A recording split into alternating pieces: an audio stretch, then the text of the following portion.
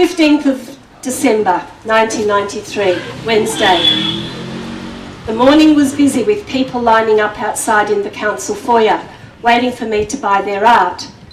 This was a slow process as each artwork had to be recorded, as well as the biographical information about each artist documented. I tried to be as quick as possible. Together with all the sellers, there were a couple visiting the island wanting to make a purchase. They had been staying with Dr. Bruce, the island's resident GP, and were flying back to Darwin at 1 p.m. that afternoon. This was the third time they'd called into my office, already having been to browse. They decided to buy a painting by Luiken, an octopus design on Archer's paper, for $525. Now, 20 years ago, in a remote Aboriginal community, this is an aside, $525 was a lot of money, right? So you can see these people there with this lovely painting and they're all ready to buy it and they're investing a lot of money. They've been there a few times already. Now we move on. I was preparing the invoice while they chose some baskets. In the interim, Gali Yilkiraway, a clan leader for the Galpu, had painted a shell to sell and was trying to attract my attention.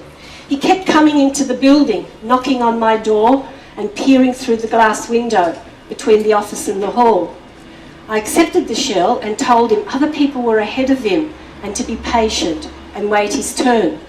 What I didn't know was that he was prone to violence, and it was rumoured that he had psychological issues. He was clearly agitated, and being asked to wait in line tipped him over the edge. As a clan leader, he had status in the community and was insulted when I asked him to wait in line behind lower-ranking community members. Well, Gali lost it. He stormed into my office, throwing everything he could grab. It happened so fast I couldn't absorb exactly what he was throwing, but something knocked the clock off the wall, and he karate chopped Luiken's octopus painting. Oh yes, right in front of the prospective buyers. The work was damaged and they were aghast.